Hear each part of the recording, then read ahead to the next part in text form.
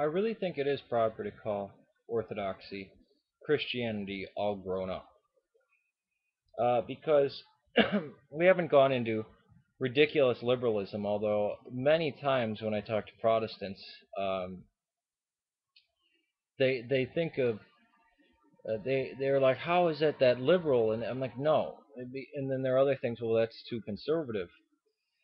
Because when I say things like, well, I'll get to that later. I just want to comment on the people who the fundamentalist Christian or Protestantism in general, except for maybe the Anglican Church and maybe some Lutheran churches, uh, they have to keep dealing with first century issues over and over and over. They can't look back on any tradition and say that's how they dealt with it, and that's the ruling, and how do we live inside of this? And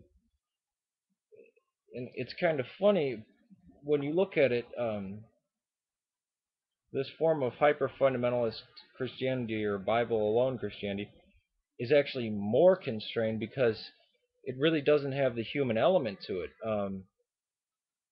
The It's really proper to call the Orthodox Church the Church of the Saints. We walk in the way of the saints. We're taught by the saints about Christ. It's not, well, the Holy Spirit is just going to guide me and that's it. And as if you're so selfish to think that you alone can know the will of the Holy Spirit and you can know that infallibly. There are issues that, I mean, it is the Orthodox Church by far is far more compassionate, far more loving to the people, because I believe it's only the people inside of the Orthodox Church that understand. And I think the liberals, they say they understand, but they totally misunderstand me when I say I don't have any concern for the afterlife. That's fine. I'm concerned about now. What happens to me after death? Whatever, come what may. It doesn't matter. I don't even need an afterlife. I still love doing what's right for the sake of the fact that it's right. And sin, uh, although many things that we think are sin are not sin in the Protestant churches, and many things the Protestant churches think is sin, we just think is human nature, and there's really no fault in it. But sin, you lose your identity. You're not.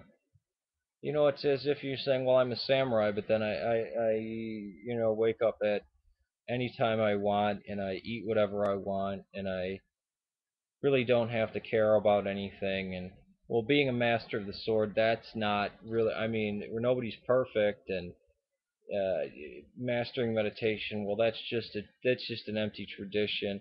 I mean, you totally lose your identity when you're living in the context of the church and you go out and wantonly sin and do things like this, or not really sin, but just embrace the defaulted lifestyle of, oh well, I can't ever even respond to God.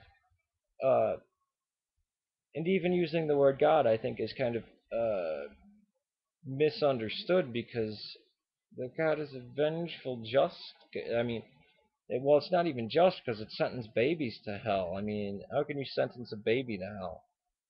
Well, their God can and does many times. Uh, well, almost every time. I guess any child that dies under the age of what, 4 before they can make the confession of faith, really, well, they're just not. God would have sustained them if they would have, if they were predestined. Um, but yeah, I find that they can't. There's nothing mature or disciplined or even sane about a lot of these denominations. Now, I'm not talking about the people. There's my good friend Darren goes to a Bible church, and my God, I mean, what a great, better Christian than I am, a great man, better at living at least. Um, well, not at least, better in almost every way. But I feel this you have to start Christianity over again every time. someone is born, or every time the church it really is foolish, because I would say every 100 years, but it's not even every 100 years. It's more like every 20. Oh, well, we're the first century church. No, we're the first century church. We're the church that was started in the first century and never fell. And that's just unbelievable for these people. What do you mean the gates of hell did not conquer the church? They'll say no, the gates of hell didn't conquer the church, but think about that. Just individual people. Oh, there were always a remnant. One person here, one person there. That's not the church. The church is unity. And the church has a father to son relationship. I don't mean literally, but many times it is literally. Of this generation passes it on. It's a living tradition, and there's been no dead period. And nobody has to rediscover the church. It's been held. That was the job of the Christian, to pass the tradition on, to not deviate. Don't be creative. Pass on what you know. Be creative in other things. When it comes to church, we want to maintain it, um, as consistently as possible. And like language, it's maintained, it's preserved, but it does grow naturally. But there's no thought out plan. I mean, when the English language changes, they don't say, okay, we're changing it this way, and we plan this out because this will be better for the future. I mean, ridiculous.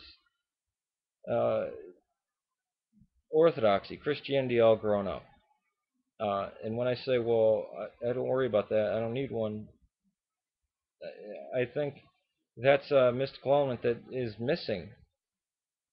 I mean, the fear of hell blinds them. I understand a a healthy view of the afterlife, but when you have this tyrannical God that will sentence you to hell if you have the slightest doubt, you cannot grow. You can't grow under that fear.